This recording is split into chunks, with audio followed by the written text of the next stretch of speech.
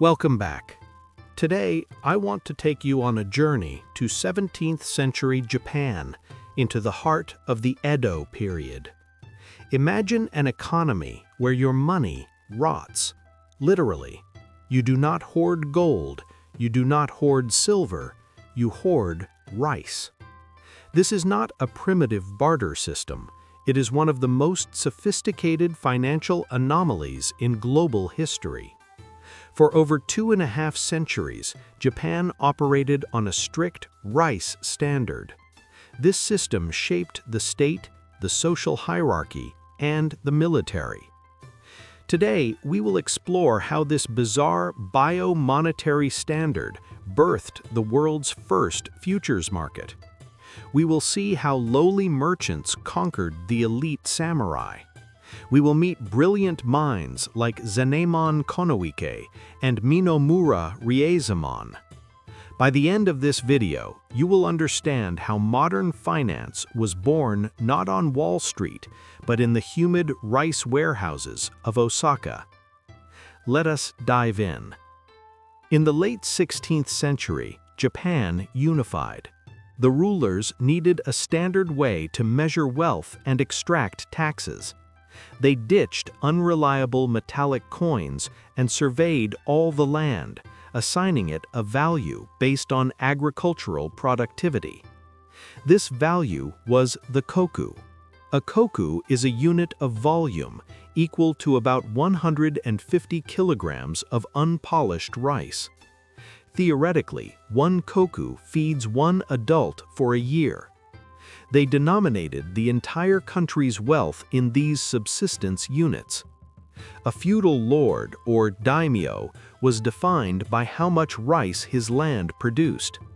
To be recognized as a lord, your domain had to produce a minimum of 10,000 koku. This number dictated your taxes, political power, and military rank. The assessment was meticulous. Fields were graded based on soil quality. Because the official yield was rarely reassessed, farmers had a massive incentive to overproduce. But operating a continental economy on a perishable asset is a logistical nightmare. Gold does not decay. Rice gets moldy. Rats eat it. Insects infest it. If the moisture content exceeds 16%, mold grows, and the financial value drops instantly. The natural interest rate of this era was essentially the spoilage rate of the currency. To fix this, the Japanese built massive climate-controlled warehouse complexes called kurayashiki. These were the central banks of their time. But moving thousands of tons of physical rice to settle debts was too slow and heavy. So they innovated. They created paper. When lords shipped tax rice to Osaka, they didn't always sell the physical grain immediately. Instead, they held auctions and issued komeikite, or rice bills. These were essentially warehouse receipts. Very quickly, these rice bills started circulating as a form of paper money. Merchants loved them because they were backed by an essential commodity and issued by political authorities. You could trade incredible wealth without ever moving a sack of grain. Then things got wild. The shogun forced the feudal lords to travel back and forth to the capital, Edo. This system, Sankin Kotai, aggressively drained the lords' wealth. They spent up to 80% of their income on travel and urban luxury. Desperate for cash, they started issuing rice bills for rice that had not been harvested yet, sometimes for rice that had not even been planted. They called this chomai, or empty rice contracts. The lords got immediate cash. The merchants got a highly volatile speculative instrument. This was pure credit expansion. Soon, the paper claims floating around Osaka far exceeded the physical rice sitting in warehouses. To manage this volatility, the shogunate officially sanctioned the Dojima Rice Exchange in 1730. This is a crucial moment. This was the world's first organized futures market, predating Western futures markets by over a century. The Dojima Exchange was a brilliant financial laboratory. Traders did not just trade spot rice, they traded futures.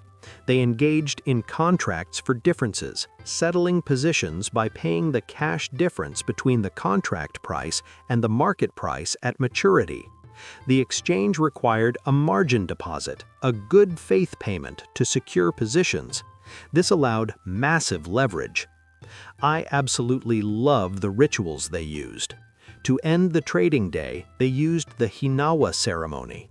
A clerk lit a slow-burning fire cord. Traders frantically shouted their bids. The moment the fire went out, trading immediately stopped. The last called price became the official closing price. This prevented late-night manipulation. The prices fixed at Dojima became the national standard, sent across Japan by rapid couriers and flag signals. You might think the samurai held all the power. They had the swords and political titles, but the real shadow sovereigns were the merchants, known as the chonin. One of the greatest examples is the Konoike family. They started brewing clear sake in the late Middle Ages. They shipped this sake to Edo and made a fortune. Under the leadership of Zenemon Konoike, they pivoted. They moved from commodities to logistics and finally into pure finance, opening a money exchange business in 1656. Zenemon Konoike did something revolutionary. In 1670, his family implemented the financial statement. This was a highly advanced Japanese-style double-entry bookkeeping system. They invented it independently, isolated from the rest of the world. It is one of the oldest surviving double-entry accounting books by a merchant family globally. The Konoike family then shifted to lending massive sums to the feudal lords. They understood that the lords controlled the land and the rice, making them solid economic bets. The merchants basically turned the fearsome samurai into a heavily indebted rentier class.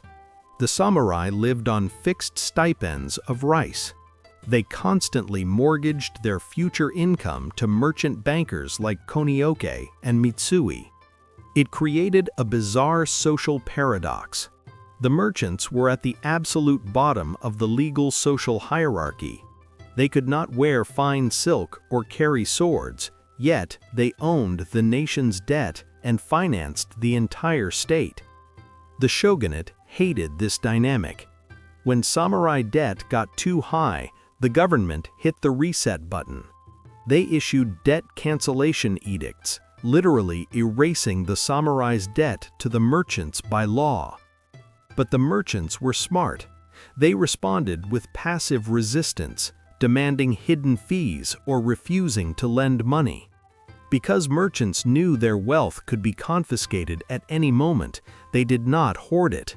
They spent it rapidly on arts, theater, and entertainment. This forced consumption fueled the vibrant Edo culture we celebrate today. But no system lasts forever. By the mid-19th century, the bio-monetary standard was collapsing. A bumper crop meant rice prices plummeted against gold, impoverishing the samurai. A bad crop meant starvation and violent urban riots. The system was too rigid. Then the West arrived. Foreign trade brutally exposed the weaknesses of the Japanese economy. The shogunate finally fell in 1868. The Meiji Restoration began. This was a life-or-death moment. Look at the Mitsui family. They had been official purveyors to the old shogunate. They enjoyed a massive privilege, a remittance delay. They collected tax money and held it for 60 to 90 days before handing it over to the government. They used this free public money to make highly profitable loans. When the shogunate fell, Mitsui was in deep trouble. They were seen as allies of the corrupt old regime, but they had a brilliant head manager, named Minomura Rizaemon. Minamura made a brutal, necessary pivot. He severed ties with the old shogunate. He relocated their headquarters and exhausted the family's funds to finance the new imperial army. He saved the family through sheer, brilliant political diplomacy. Because of Minamura, Mitsui secured the privilege of managing the new government's public funds. In 1874, the government demanded hard asset collateral for banking. Their rival, Onogumi, went bankrupt due to reckless speculation. But Minamura was prepared. He had secretly secured land deeds as collateral for Mitsui. Mitsui survived, Onogumi fell, and Mitsui seized a total monopoly. In 1876, they established Mitsui Bank. It was the first fully private bank in Japanese history. But Mitsui still had old feudal habits. It desperately needed modernizing. Enter Nakamigawa Hikojiro in 1891. He was a true reformer. He ruthlessly cut off bad political loans. He fired the old-school, loyalty-based managers and hired university-educated professionals. He introduced Western accounting and strict risk management. His defining motto was, "People make Mitsui." Nakamigawa took Mitsui Bank's capital and aggressively bought industrial enterprises like textiles, paper, and machinery. The bank became the financial heart of a massive ecosystem. This was the birth of the Zaibatsu, the huge financial conglomerates that built modern industrial Japan. During this new era, Japan created hundreds of national banks. Most were modeled after the American banking system. Here is the most striking, objective fact of this story. The banks founded by former samurai mostly failed. They had government bonds, but absolutely no business skills. They lent money without collateral to foolish ventures and went bankrupt. But banks founded by indigenous merchants? They thrived. They survived and drove Japan's incredible economic growth. These merchants had spent 200 years running complex trading houses.